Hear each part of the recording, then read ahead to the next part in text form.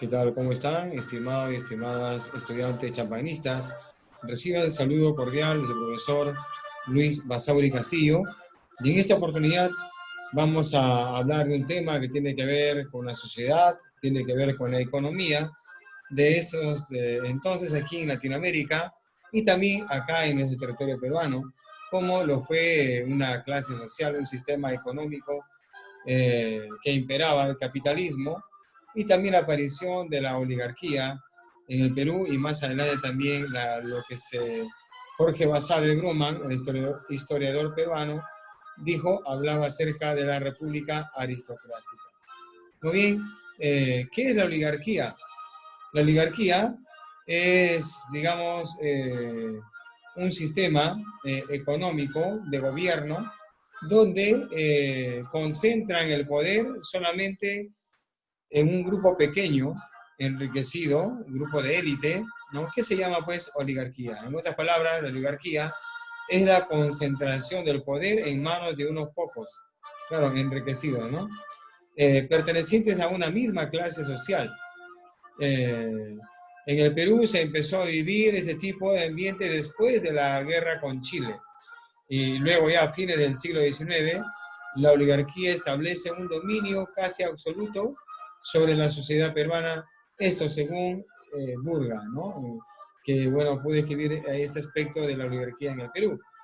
Este grupo de personas denominados oligarcas obtuvieron el dominio del poder político, ¿no? Y no solamente político, sino también económico, que facilitó la migración europea, convencidos de la superioridad del hombre blanco sobre la tierra y todo lo demás, ¿no? Entonces, los oligarcas afianzaron el control de sus países mediante, uno, la organización de ejércitos nacionales. Entonces, la oligarquía, como clase de la élite, y también las Fuerzas Armadas, que es clase de élite también, entonces, juntos, digamos, hacían como un convenio, una unión para tener al pueblo controlado. Entonces, uno fue la organización de ejércitos nacionales. Otro, la creación de sistemas educativos, ¿no? Donde, sobre todo, los hijos de la clase de élite tenían acceso a ellos. Otro, la expansión de las grandes haciendas sobre todo en la costa, ¿no? Haciendas azucareras, haciendas algodoneras. Y también la construcción de redes de comunicación, en este caso utilizando la red férrea, ¿no? La vía férrea, comprando pues ferrocarriles. Y también el establecimiento de sistemas legales a favor de la propiedad privada y a favor también de la oligarquía. Vamos a ver algunos puntos más acerca de la oligarquía. En esta imagen podemos ver que este representa al pueblo, ¿no? Y este, digamos, rectángulo de concreto representa a la oligarquía, ¿no? Que aplasta a la población, disminuida, por cierto. Estas élites consolidaron gobiernos estables y pragmáticos, ¿no? Donde establecían, pues, digamos, principios de orden y progreso, hablando en el torno de ellos de manera positiva, porque para el pueblo no había nada. Entonces, eh, uno de ellos fue la consolidación de estos estados, que estuvo acompañada de conflictos bélicos desencadenados en el tratado o en el trazado de la frontera. El Perú ha tenido muchos conflictos, casi ha tenido conflictos con todos sus países vecinos, Ecuador, Colombia, Brasil, Bolivia, Chile, con todos ha tenido casi conflictos, ¿no? Muchos de ellos, para mantener la paz, el Perú ha cedido mucha parte de su territorio, porque a principios de la República el Perú era mucho más extenso. Entonces, también en este momento, a finales del siglo XIX, los presidentes que también tuvieron, digamos, estuvieron, digamos, gobernando el país para solucionar estos problemas fronterizos, también cedían mucho terreno, ¿no? Se regaló terreno casi a todos los países vecinos, ¿no? Pero en fin, son parte de los sistemas oligárquicos que hubo en esta época y, bueno, los presidentes de Perú solamente regalaron el territorio, ¿no? Augusto Beneguía fue uno de ellos. Los países latinoamericanos se integraron al sistema económico mundial. ¿Cuál era ese sistema económico mundial? El capitalismo, ¿no? Entonces, en ese tiempo estaba el gobierno y la banca, ¿no? Los grandes banqueros, los grandes empresarios y el gobierno, como eran oligarcas, estaban en común acuerdo para llevar la economía. ¿Quién era lo que sufrían? Como vemos en esta imagen, los ciudadanos. A ellos les afectó económicamente a la masa obrera, a la masa, digamos, de la sociedad que no era parte de la élite. Muy bien, vamos a ver los modelos económicos. ¿Qué es un modelo económico? Son conjuntos de procesos sociales y de producción que dicta pues un determinado gobierno. En este caso, en esta época, a finales del siglo XIX, fue el capitalismo, y hasta hoy en día, siglo XXI, el modelo económico generalmente mundial y aquí en nuestra zona es el capitalismo. Y eso lo podemos demostrar en los grandes supermercados, grandes empresas que hay en el Perú, ¿no? Tanto financieras como mineras y todo lo demás. Entonces, el modelo económico en el Perú y gran parte del mundo actual es el capitalismo. A excepción que el socialismo, pues bueno, ya hemos visto, ¿no? Hay parte en Cuba, Venezuela, pero ya vemos cómo están esos países. Muy bien, entonces, el modelo económico tiene que ver con el desarrollo social, tiene que ver con los salarios, tiene que ver con los precios, tiene que ver con el mercado, tiene que ver con la microeconomía, pero también, ojo, con la macroeconomía. Micro es pequeña economía y macro es gran economía. El Estado peruano maneja una macroeconomía, es decir, es el administrador de todo el Perú, económicamente hablando, y a esto se le llama macroeconomía. Y así podemos observar los mecanismos económicos y financieros, y como les decía, a través del mercado. Entonces, y los subsidios que maneja el Estado en muchas ocasiones, pagando parte, digamos, del producto que uno va a comprar.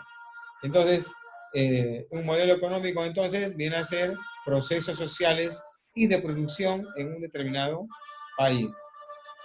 El modelo económico utilizado por aquel entonces y debido al auge de la actividad comercial fue el capitalismo. Como les dije, hasta hoy en día se maneja este sistema, ¿no? Tuvo como bases ideológicas también al liberalismo, ¿no? Y también sabemos que en el siglo XVI hasta el siglo XVII se aplicó también el mercantilismo. Entonces, el mercantilismo también formó parte como un sistema económico primo del capitalismo, ¿no? Y acá podemos observar en esta, digamos, en esta imagen que en el siglo XVII el recurso más importante era la mano de obra, ¿no? Luego, el combustible más importante fue la madera. Y la energía que utilizaron fue la energía hidráulica en base al agua. En el siglo XVII, el recurso ya no fue tanto la mano de obra, sino fue el capital, por eso se llama capitalismo. En cuanto al combustible, utilizaron ya no la madera, sino el carbón, y en la energía utilizaron el vapor. Ahí James Watt, el inventor de la máquina de vapor. Más adelante, el combustible ya no fue el carbón, sino fue el petróleo, y la energía fue la electricidad, ¿no? Hablando ya del siglo XIX, con la segunda revolución industrial. Y entonces, pero el trabajo está así en cada momento. Hoy en día podemos hablar de que dentro del capitalismo también se están manejando los mercados, las industrias, y dentro de ellas también se está llevando a cabo lo que es la robótica, ¿no? Hay muchas máquinas inteligentes que ya se han integrado a muchas industrias, y esto, quiera o no, va, digamos, a desmantelar la mano de obra, ¿no? Va a haber escasa mano de obra, solamente van a haber operarios que sepan utilizar las máquinas, ya no las mismas personas, ¿no? Y esto, bueno, en países desarrollados se da. Y de hecho que en un momento aquí en Latinoamérica también va a llegar. Entonces, seguimos con el sistema capitalista. El capital, que en suma es el dinero, la base es el dinero, es la riqueza controlada, ¿no? Por la gente de la élite, por la oligarquía, por los grandes empresarios, ¿no? Por los aristócratas, por los de la alta sociedad, etcétera, etcétera. Entonces, su riqueza está controlada. Para que su capital crezca, tiene que utilizar la fuerza de trabajo, ya sea industrial, mecánica y humana. También es necesario la materia prima, porque sin la materia prima no pueden hacer tampoco absolutamente nada. Y en el Perú abunda materia prima. El Perú es rico en materias primas, en recursos naturales, lo que no tiene una tecnología sofisticada suficiente para que en el mismo Perú se maneje la industria y también, digamos, pueda tecnificarse. Pero aquí también hay otros. Dicen que los países capitalistas desarrollados no dejan que los países subdesarrollados se industrialicen y se tecnifiquen como debería ser. Solamente les dan lo básico nada más, ¿no? Eso es lo que dicen. ¿Qué dicen ustedes acerca de esta opinión? Ya lo vamos a ver después en el día online. Entonces, esto es parte del sistema capitalista, ¿no? Los gobiernos oligárquicos. Dentro de los gobiernos oligárquicos podemos ver que se dio desde 1870 hasta el año de 1930. ¿No? ¿Qué características presentaron? Dentro de las características, sabemos que fue un pequeño grupo de personas, porque la oligarquía es un grupo pequeño de personas adineradas, ¿no? Que tienen un alto poder y que sustentan también el poder en llegar al gobierno para controlar al país. Eh, También podemos ver que dentro del orden interno era necesario para controlar y darse pues el crecimiento económico. Al controlar el orden interno, ya nadie podía rebelarse, ¿verdad? Ya nadie podía estar llevando ese movimiento, rebeliones, qué sé yo, porque tenía todo controlado. Cuando manejan el control de las Fuerzas Armadas y Policía, nada puede, digamos, obstaculizar, a no ser que el pueblo se levante en lucha contra estas pretensiones, digamos, clasistas y también, digamos, discriminatorias que hubo en ese tiempo, ¿no? Entonces, mantener el orden implicó dos cosas exclusivamente. Uno, la concentración de la participación política, ¿no? Pero sustentado en los partidos de la clase alta. Por ejemplo, el Partido Civil fue un partido oligárquico, ¿no? Un partido de élite. Claro que no eran militares, pero sí eran civiles. Y el otro punto, se privaba de derechos de voto. Y es por eso que ellos podían estar representando a un Estado sin necesidad de que la población, así sea, digamos, alfabeta, pueda cumplir con su deber al voto, derecho al voto. Las mujeres, peor, estaban excluidas del derecho al voto y del sufragio, ¿no? Entonces se privaba de derechos al voto a personas de bajos recursos. Mírenme, ¿qué tal discriminación? Se privaba de derechos de voto a personas de bajos recursos. ¿Y cuál era su argumento? Que estaban imposibilitados de comprender la realidad nacional, que no sabían otros, que no sabían ni leer ni escribir, etcétera, etcétera, ¿no? Entonces, ¿su objetivo cuál era? Expandir las vías de comunicación, sobre todo la vía férrea, ¿no? Los ferrocarriles. ¿Para qué? ¿Con qué sentido? ¿Cuál era la intención de expandir las vías de comunicación? Para integrar sus mercados, para abrir sus mercados en costa, sierra y selva, para que sus productos puedan ser vendidos. Ese es el capitalismo, ¿no? Entonces, si hoy día hablamos de capitalismo, ¿cómo interviene? Bueno, el Perú es un país de muchos inmigrantes, ¿verdad? Que han venido de otros lugares. Por ejemplo, todos los supermercados que hay acá en el Perú, la gran mayoría de ellos son de Chile, por ejemplo, ¿no? Entonces, ¿a dónde están los empresarios peruanos? Nos preguntamos, ¿no? ¿Por qué ha invadido, digamos, el mercado chileno acá a Perú, ¿no? ¿Qué pasó con los grandes empresarios peruanos? Es una pregunta que podemos también ponerla en hincapié en la plataforma Sur del Colegio, ¿no? En vía online. Entonces, estas fueron, digamos, las dos medidas que aplicaron los gobiernos oligárquicos, tanto el Perú como en América Latina. La concentración de la participación política de las grandes élites y se privaba el derecho de voto a personas de bajos recursos, ¿no? Muy bien, vamos a continuar. Acá también tenemos, ¿no? Presentaron dos modalidades de gobierno los oligarcas. ¿Cuáles fueron esas dos modalidades de gobierno? Lo vamos a ver acá. Primero, el control directo. ¿Qué significaba esto? ¿No?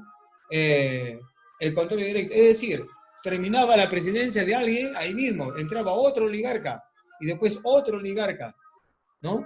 Es decir, un gobierno de pura élite, ¿no? Que gobernó. Y en el Perú se llamó la República Aristocrática, ¿no? Entonces, esa era la manera de cómo controlar de manera directa a través con los, digamos, personas oligarcas, ¿no? En esta época. Y el otro era también la dictadura.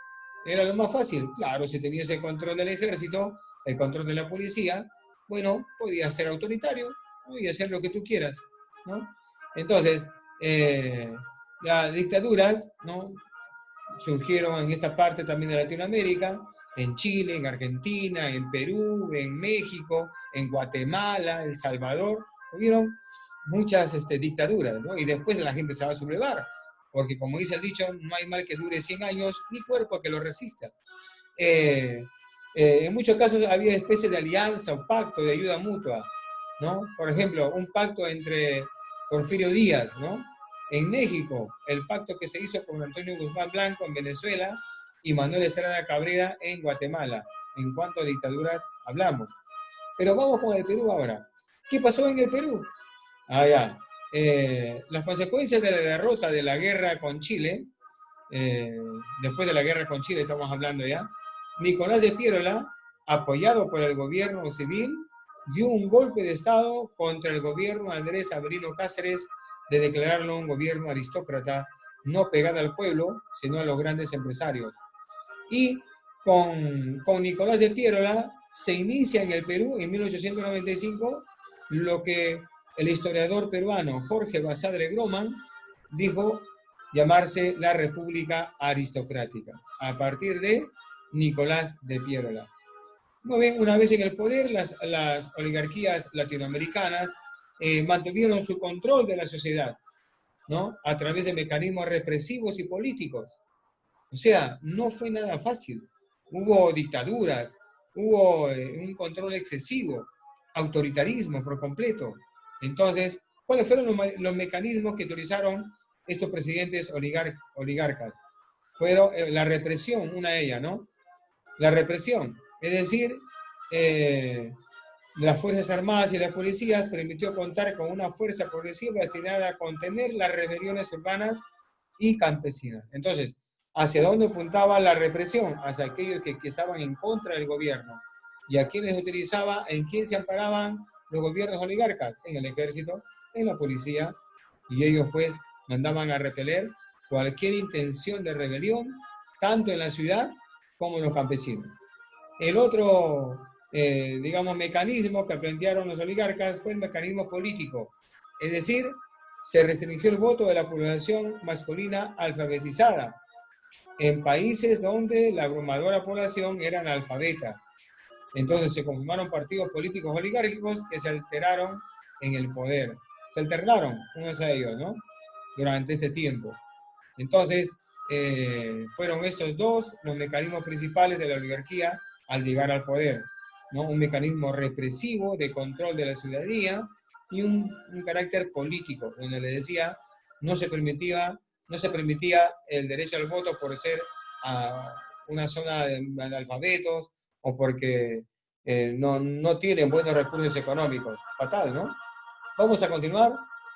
Las oligarquías, claro, fueron excluyentes, hubo fraude y dictadura. De acá en esta fotografía podemos ver en una dictadura así es como repelen a la gente, ¿no? Entonces el maltrato. Uy, si ustedes vieran los videos de las represiones, de dictaduras, tanto en Chile, en Perú y en otros países, vamos a ver, incluso en Argentina también, vamos a ver de qué manera les trataban, ¿no? El ejército, la policía, a los ciudadanos. Muy mal.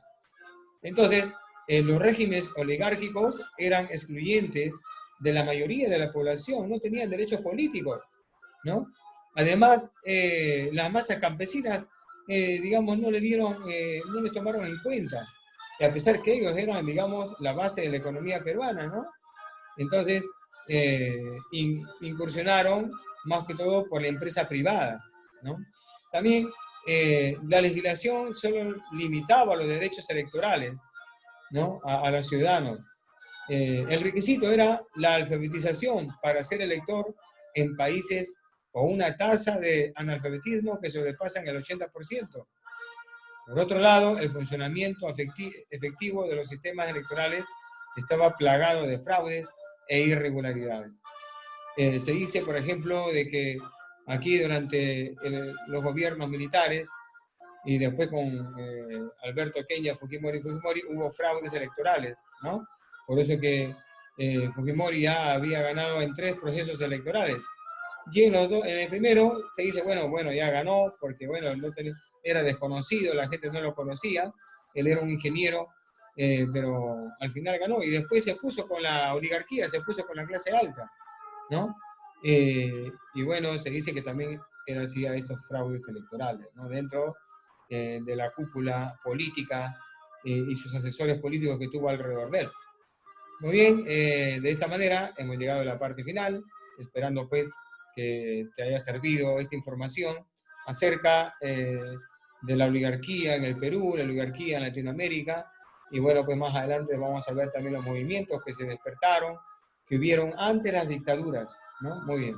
Entonces, que Dios te bendiga y será hasta la próxima ocasión. Cuídate mucho y bendiciones.